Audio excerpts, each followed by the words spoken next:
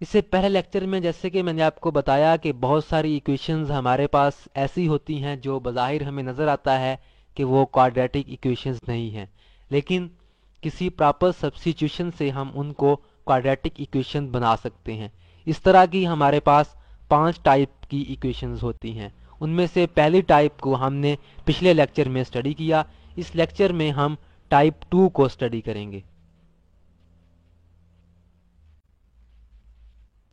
Type 2 की जो हमारे पास जनरल फॉर्म होती है वो होती है x plus A into X plus B into X plus C into X plus D is equal to some constant. Actually ये जो हमारे पास है ये प्रोडक्ट है 4 लीनियर फैक्टर्स की। सो हम इनको जनरल नाम देते हैं प्रोडक्ट ऑफ 4 लीनियर फैक्टर्स।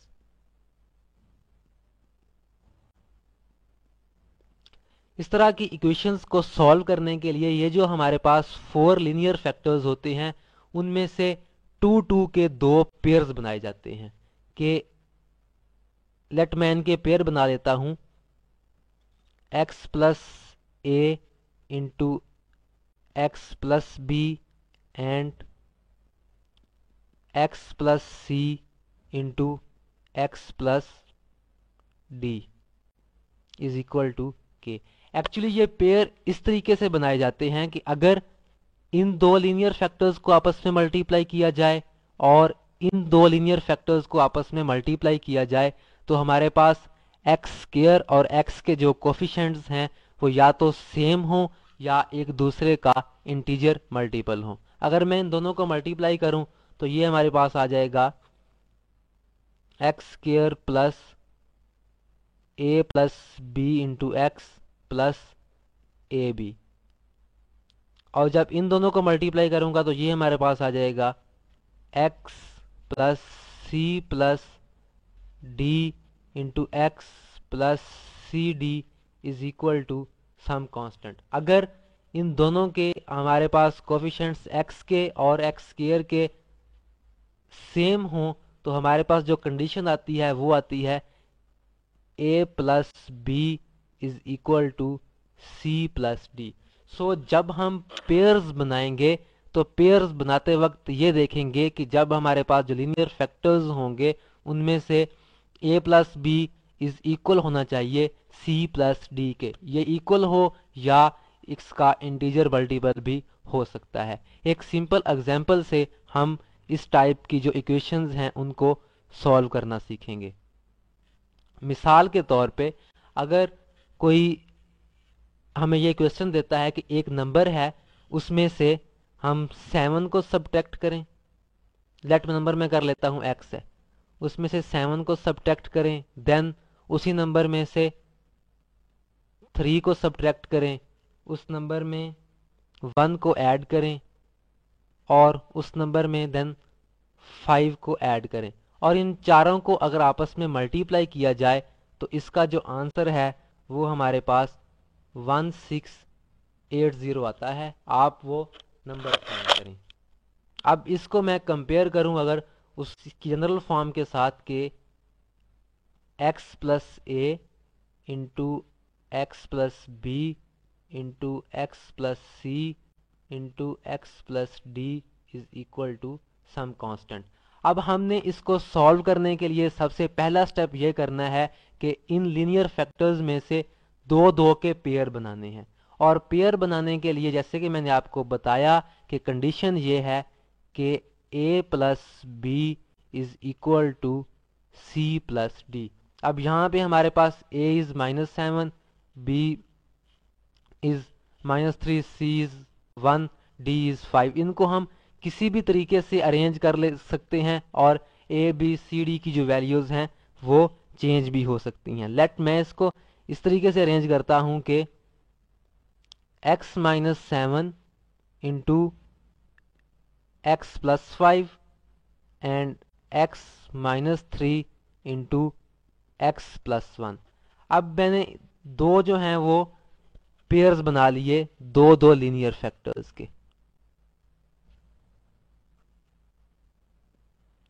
अब इन दो लीनियर फैक्टर्स में से मैं ये जो है ये मेरे पास a है, 5 जो है ये मेरे पास b है, 3 जो है ये मेरे पास c है और 1 जो है ये मेरे पास d है। अब जब मैं a प्लस बी -7 प्लस 5 करूँगा, -7 प्लस 5 ये इज इक्वल टू है c प्लस डी के -3 प्लस 1 के। सबसे जो पहला स्टेप है वो हमने ये कर लिया कि इनके हमने पेयर्स बना लिए। पेयर्स बनाने के बाद दो पेयर्स को हम आपस में मल्टीप्लाई करेंगे, x -7 और x प्लस 5 को आपस में मल्टीप्लाई करेंगे और x -3 और x प्लस 1 को आपस में मल्टीप्लाई करेंगे। जब x -7 इंटू x प्लस 5 ये एक पेयर है और x -3 इंटू x प्लस 1 ये एक पेयर है।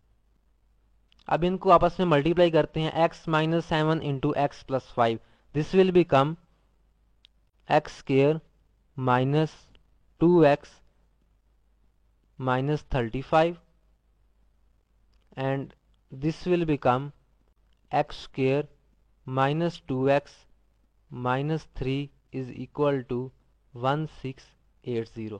अब जैसे कि मैंने आपको बताया कि जब हम इनको पेयर्स बनाने के बाद मल्टीप्लाई करेंगे तो x स्क्वायर और x के जो कोफिशिएंट हैं वो सेम आने चाहिए और वही यहाँ पे जो है x स्क्वायर और x के जो कोफिशिएंट हैं वो दोनों पेयर्स में सेम आ रहे हैं।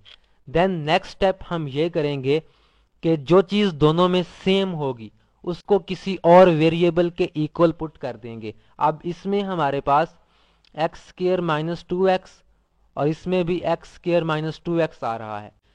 एक्स स्क्वायर माइनस 2x को हम किसी और वेरिएबल के इक्वल पुट कर देंगे। लेट मैं इसको y के इक्वल पुट कर देता हूँ, x square minus 2x is y, then this equation will become y minus 35 into y minus 3 is equal to 1680। अब इनको हम आपस में फिर मल्टीप्लाई करेंगे, this will become y square minus 38y plus 105 is equal to 1680 और this will become y square minus 38y plus 105 minus 1680 is equal to 0। इसको solve कर लेंगे तो ये हमारे पास बन जाएगा y square minus 38y minus 1575 is equal to 0। अब ये हमारे पास एक क्वाड्रेटिक इक्वेशन बन गई है जिसको हम किसी भी मेथड से सॉल्व कर सकते हैं। मैं इसको बाय क्वाड्रेटिक फार्मूला सॉल्व कर लेता हूँ।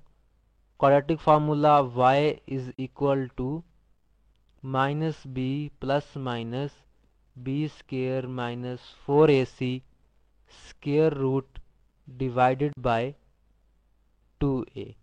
So y will become minus of minus 38 as b is minus 38 plus minus square of minus 38 minus 4 into 1 into minus 1575 square root divided by 2 into 1. This will become 38 plus minus square of 38. This is 1444 और जब हम multiply करेंगे 1575 को 4 के साथ तो इसका answer हमारे पास आएगा 6300 square root divided by 2।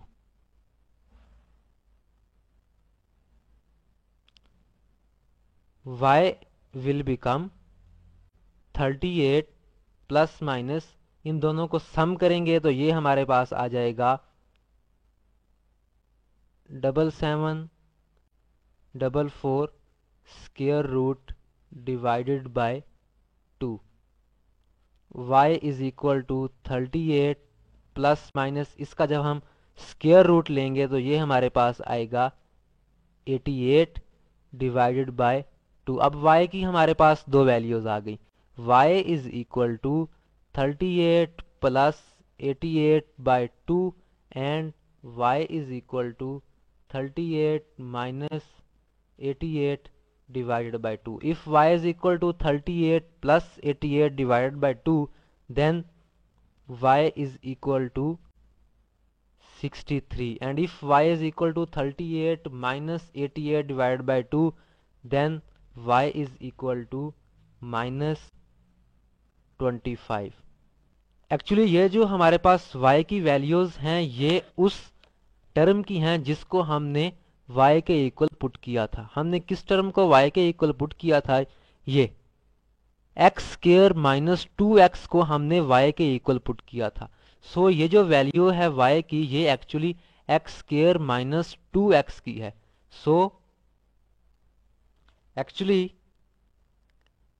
X square minus 2x is equal to 63 and X square minus 2x is equal to minus 25, क्योंकि हमने y को इसके इक्वल पुट किया था। अब X square minus 2x minus 63 is equal to 0। अब ये हमारे पास अगेन एक क्वाड्रेटिक इक्वेशन बन गई है जिसको किसी भी मेथड से सॉल्व किया जा सकता है। लेट मैं इसको बाय फैक्टराइजेशन सॉल्व कर लेता हूं।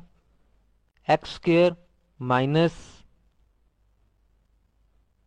9x plus 7x minus 63 is equal to 0, x into X minus 9 minus 7 into X minus 9 sorry plus 7 into X minus 9 is equal to 0।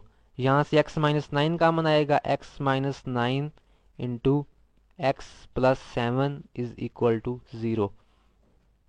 x minus 9 is equal to 0 or x plus 7 is equal to 0. If x minus 9 is equal to 0 then x is equal to 9, and if x plus 7 is equal to 0 then x is equal to minus 7. यहाँ से हमारे पास x की दो values आ गई 9 and minus 7।